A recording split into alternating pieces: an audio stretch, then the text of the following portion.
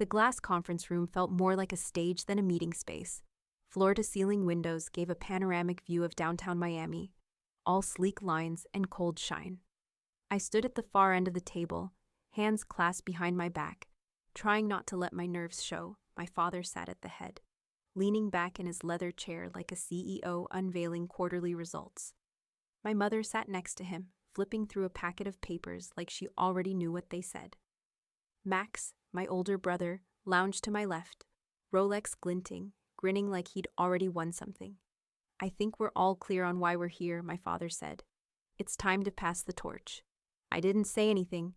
I already knew I wasn't getting the flame. "Max," he continued, nodding proudly, "you'll be inheriting the prime assets, the oceanfront villas, the Coral Gables investment properties, and majority shares in the Miami office." Max smirked and reached across the table to grab the folder. "Of course, makes sense." "And you, Julia," Dad added, turning to me like I was an afterthought. "You'll take over the Tampa branch." I blinked. "The Tampa branch?" My mom smiled tightly. "It's still technically part of the company." "Technically," Max laughed. "If you squint hard enough." I ignored him. "The Tampa branch hasn't been profitable in years. It's basically running on fumes."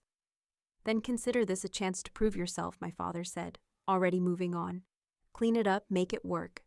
Max leaned forward, the condescension practically dripping. "Maybe if you'd gotten a real job instead of chasing hobbies across Europe, you'd have earned something better." There it was, the jab. He couldn't help himself. I forced a smile. "Hobbies like running a hospitality startup in Portugal?" He shrugged. "Come on, that was basically glorified Airbnb management, right?" I clenched my jaw but didn't respond. Let him laugh. Because what none of them knew, what not one smug face in that room suspected, was that for the past 4 years, I'd been building something far bigger than a family handout. I'd founded Urban Next Real Estate, and while Max was posing for glossy magazines and soaking up Daddy's praise, I was quietly absorbing his top clients, cherry-picking the firm's best agents, and outmaneuvering their stale strategy from behind the scenes. My father closed his folder with a satisfied thud. "It's settled then." Max gave me a wink. "Enjoy Tampa. Hope you brought a mop." I smiled again, not because I was grateful, but because I knew something they didn't. "Oh, I will," I said softly. "I think it's about time I got my hands dirty." And just then, my phone buzzed inside my purse. One message, 6 words, from my COO. "Team's outside, ready when you are." Game on. I didn't react. Not when Max made his third snide comment about my gap year that lasted 4 years. Not when my mother whispered something about how Tampa might suit my slower rhythm. Not even when my father chuckled and said, "Think of it as a fixer-upper, like the ones you always like to blog about." I just smiled, kept my hands folded neatly in my lap, and nodded like a good daughter should. The conference room buzzed with quiet satisfaction. They thought I was being humbled. They thought this was the part where I'd thank them for the opportunity, for the crumbs. My phone buzzed against the table, one glance, and the final piece slid into place. A message from Zoe, my COO. "We're outside, ready on your signal." My father was still talking. The timing's actually not bad. The Tampa branch offloaded 2 of its last major listings last week. Some new firm swept in and took both contracts in cash. Urban Next, I think it was. That got Max's attention. Urban Next. Oh yeah, I've heard of them. Nobody knows who's behind it. But apparently they've been picking off luxury listings all over the coast. Supposedly run by some genius. Private, low-key, completely anonymous. He leaned back in his chair like it was all entertainment. There's even a rumor it's AI run. Can you believe that? Some algorithm scooping up real estate wild. I tucked my phone back in my purse, stood up slowly, and smoothed out my jacket. "Actually," I said, glancing toward the glass door, "they're here now." Max frowned. "What?" "They," I repeated. "Urban Next. They're here." The smile faded from his face. My father blinked. "Here, as in, what's going on?" I walked toward the door. "I thought it'd be helpful for you all to meet them." Max sat up straighter. "Wait, what are you talking about?" "Urban Next is interested in acquiring several of the firm's remaining properties, including some in Coral Gables, Brickell, and yes, Tampa." My mother looked alarmed now. "Acquiring? What do you mean, acquiring? I opened the door, and in walked my team. Polished sharp, unapologetically confident. They wore tailored suits and carried matching black portfolios, each stamped with the silver Urban Next logo. Zoe led the group, followed by Ramon from legal and Priya from strategy. None of them looked like someone you'd ignore in a boardroom. My mother stood instinctively, assuming Zoe was the CEO, but I didn't let her finish. I stepped forward, took the lead chair, and said, "Let's get started." The room fell silent, and for the first time all morning, I let myself smile for real. The door shut quietly behind my team, but the silence in the room was deafening. Zoe walked in first, sleek black suit, tablet in hand, not a hair out of place. Ramon followed, all sharp angles and sharper wit. Priya trailed just behind, her confidence quiet but unmistakable. Every one of them exuded purpose. Every one of them looked like someone who belonged in this room. My mother stood quickly, gesturing toward Zoe. "Please take my seat," she said with a polite smile, mistaking her for the CEO. Zoe paused, politely declining with a nod in my direction. "She's got it," my mother blinked. "Oh, of course." She stepped back, confused. I moved past her, sat in the head chair, and laid my palms flat on the glass table. "Urban Next," I said evenly. "Founded by Julia Santos." I let the pause hang. "That's me." My father's jaw tightened. My mother's eyes widened just a fraction. Max looked like someone had just slapped the air out of him. "You?" he scoffed. "You're the one behind Urban Next?" Zoe opened her tablet and tapped to display the logo across the wall screen. Ramon and Priya started distributing sleek black folders, one to each of them. Inside, the acquisition proposal. A full breakdown of Urban Next's expansion over the last 3 years. Strategic maps, client rosters, asset evaluations, the signatures of every top-tier agent who had jumped ship, and the list of luxury property takeovers, each of them formerly held by our family agency. Max flipped through the pages, slower now, the usual arrogance gone. His lips moved slightly as he read, jaw clenching tighter with each line. My mother finally sat back down. "Julia, what is this? Some kind of, what, a pitch?" I didn't flinch. "It's not a pitch. It's a formal offer." My father stared at the folder like it might explode. "You're buying us out," Zoe answered before I could. Urban Next is prepared to acquire the remaining family assets, effective immediately. The deal includes generous compensation, full retention of current staff, and guaranteed relocation support for active agents. "Wait," Max flipped another page, eyes darting. "These accounts, these are our private listings. These were ours." I nodded. "Were." His voice rose. "You stole them?" "No," I said calmly. "I earned them. Every one of those clients came to us willingly. Urban Next didn't steal anything. We offered something better." And they walked. He stood, pushing back his chair with a loud screech. "You think this is some big win, that you pulled one over on us?" I tilted my head. "No, Max. I think you've spent so long believing I was beneath you that you never thought to look over your shoulder. And while you were busy flashing watches and calling it leadership, I built something you never saw coming." He opened his mouth to argue, then glanced down at the proposal again, at the names, the numbers, the damage already done. And for once, Max had nothing to say. My father ran a hand down his face, slow and shaking. "This isn't possible." But it was. It had already happened. They just hadn't realized it until now. I sat back, let the moment breathe, then nodded toward the folders. "Page 12, I said. "Let's talk numbers." The silence in the room stretched so long, you could almost hear the weight of denial starting to crack. Max finally broke it. "This is ridiculous," he snapped, flipping a few more pages in the portfolio like he was trying to find proof it was all a prank. "You couldn't have done all this. This is sabotage." I rested my elbows on the table and leaned in slightly. "No, Max. Sabotage is what people do when they're trying to destroy something. I didn't destroy anything. I built what you never imagined I could," he scoffed. "Built, you mean stole." My eyes didn't leave his. "You think I just woke up one day and made this happen?" I turned to my parents. After college, while Max was putting his name on every billboard in Dade County, I went to work. Under different names, interned at firms in Atlanta, New York, Madrid. I learned how every corner of this industry operated, not just the sales floor, the contracts, the zoning, the finance models. I worked for pennies, kept my head down, and took notes. Zoe swiped across her tablet, projecting a financial summary on the conference room screen. It showed Urban Next's growth trajectory over the last 3 years. Steady, aggressive, clean.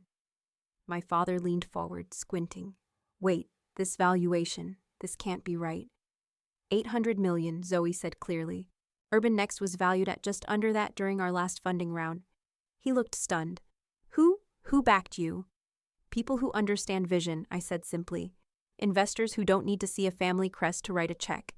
Max looked furious now. So what, you poached our agents? You undercut our rates? No, I said. I offered equity. I offered them seats at the table instead of just sales quotas. I didn't poach. I gave people the room to grow. He slammed his hand on the folder. You were nothing, barely even in the business. We thought you were just traveling, wasting time. I know what you thought, I said.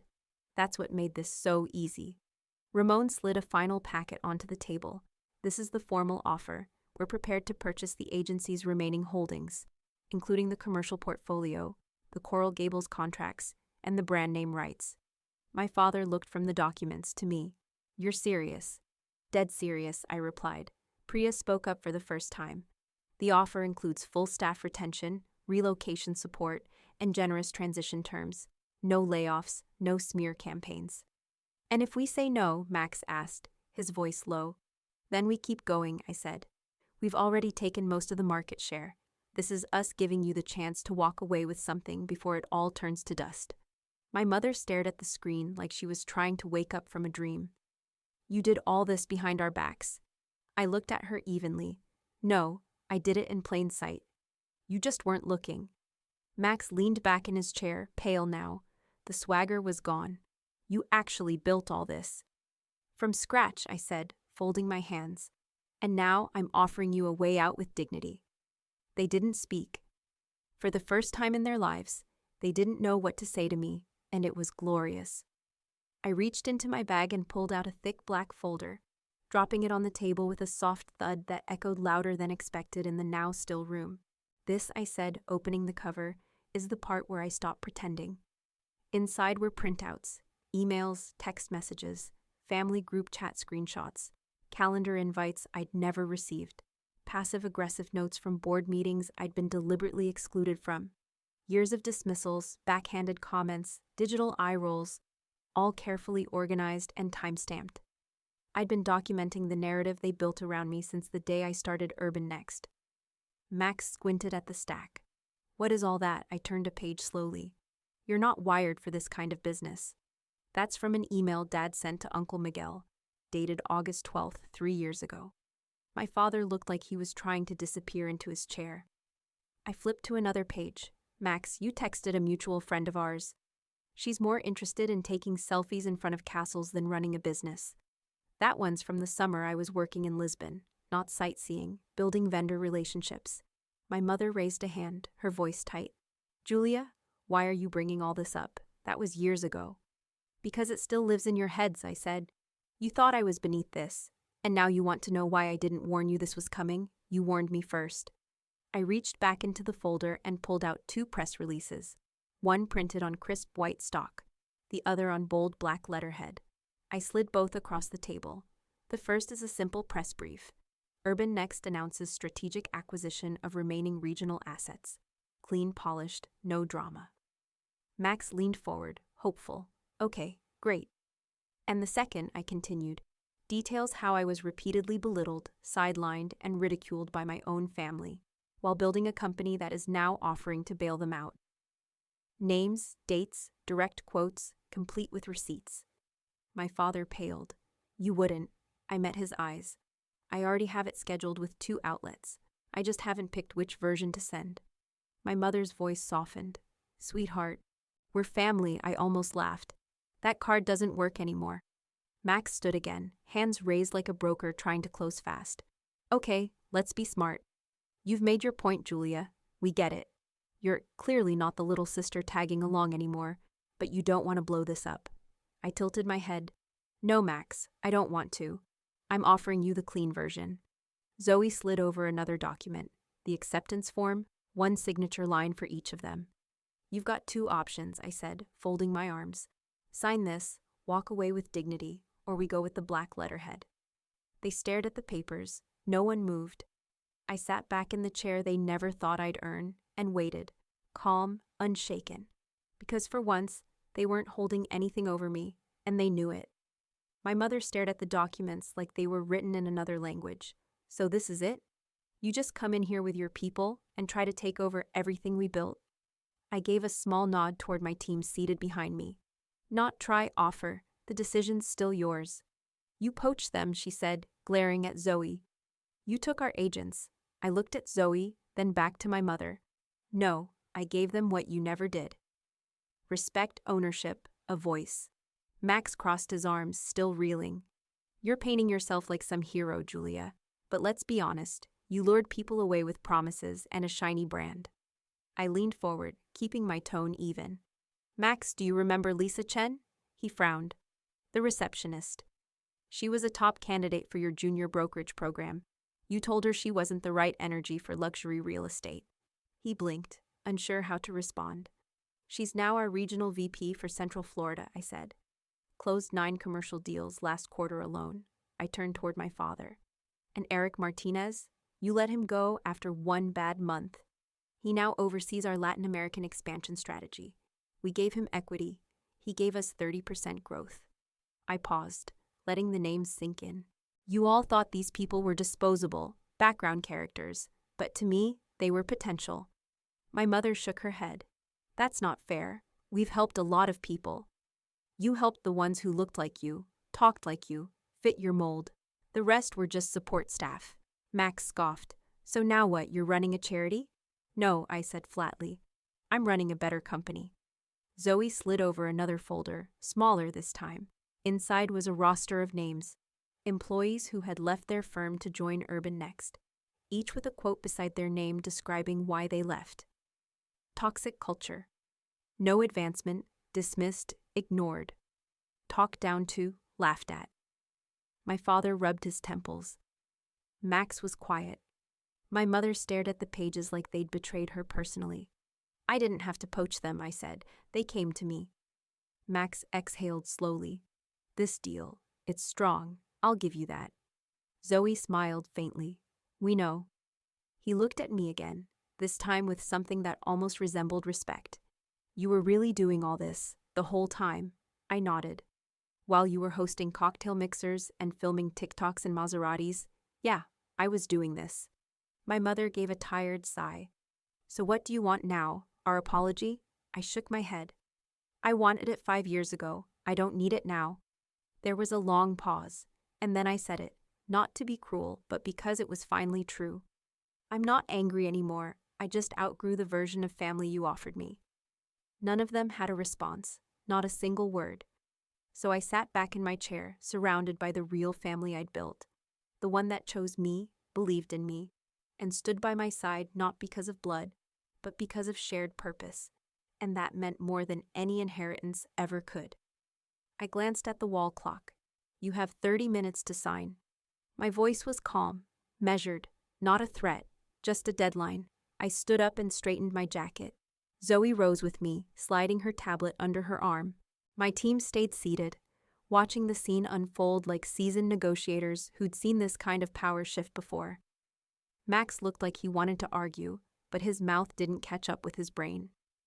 My father stared down at the proposal, rubbing the bridge of his nose like it might all vanish if he concentrated hard enough. My mother finally spoke, voice soft, brittle. Where are you going? I turned toward the door. I have a meeting with the mayor. She blinked. The mayor? Urban Next just closed on a 10-acre parcel for a community housing project in Wynwood, I said. It's our first public-private collaboration. Even Zoe looked proud as I said it. My mother's lips parted like she wanted to ask more, but didn't know where to begin. For once, she seemed unsure how to frame me, no longer the artsy daughter or the family wild card. Now I was someone with meetings in City Hall and real influence, someone whose last name didn't matter anymore because my first name carried the weight. Max laughed under his breath.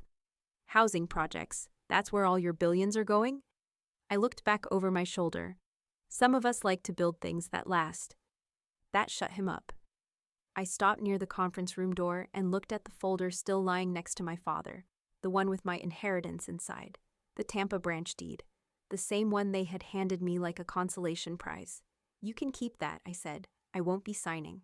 My father finally lifted his eyes to me. Why not? I smiled. Because I don't need your legacy. I have my own. He opened his mouth to speak, but I was already walking out. Zoe followed, and as we stepped into the elevator, I felt something loosen in my chest. Not relief, not joy, just space. A quiet, hard-earned space where their approval no longer had room to live. Oh, I added, almost as an afterthought, tell Mom she can stop worrying about me living above a noisy cafe. Zoe raised an eyebrow. My modest condo, I said. That's the penthouse. I own the whole building. The elevator doors slid shut. Down in the lobby, an aide from the mayor's office was already waiting. He handed me a folder and smiled. They're upstairs, ready when you are. I nodded. Let's go. As we walked away, I didn't look back, because I finally understood something. Winning isn't walking into a room and demanding to be seen. It's walking out of it knowing you never needed to be. That night, the city skyline shimmered through the floor-to-ceiling windows of our penthouse. The lights stretched endlessly, clean, controlled, quiet. Ethan walked in from the kitchen holding 2 champagne flutes. He set one down beside me and leaned on the back of the couch. So, how's it feel? I looked out at the view for a moment before answering. Honestly, not how I thought it would. He sat beside me, pulling his legs up under him. Disappointed? Not exactly, I said, taking a sip. I always imagined this moment would feel like revenge, like triumph. He smiled softly, and instead, it feels like I don't care anymore. Ethan nodded like he understood without needing the details. He usually did. I had met him during one of those early grind years, when I was still sending cold emails under a fake last name and pulling 17-hour days. He saw me when no one else did, believed in what I was building when I didn't even have a proper logo yet. I didn't do all of this for them, I said, but some part of me used to think, maybe one day they'd see me. Not just tolerate me, actually see me. He reached over and took my hand. They saw you today, they just didn't recognize you. I gave a quiet laugh. That might be the most accurate thing anyone said all day. My phone buzzed on the coffee table. I picked it up, a text from Max. I never knew. I'm sorry, I stared at it for a moment, thumb hovering over the screen. Then I hit delete. No anger, no satisfaction, just clarity. That part of the story was over. I didn't need to carry it forward. The next morning, I walked into Urban Next HQ just after 8. Our office took up the top floors of a former bank tower, now repurposed with glass walls, open lounges, and plants everywhere, real ones.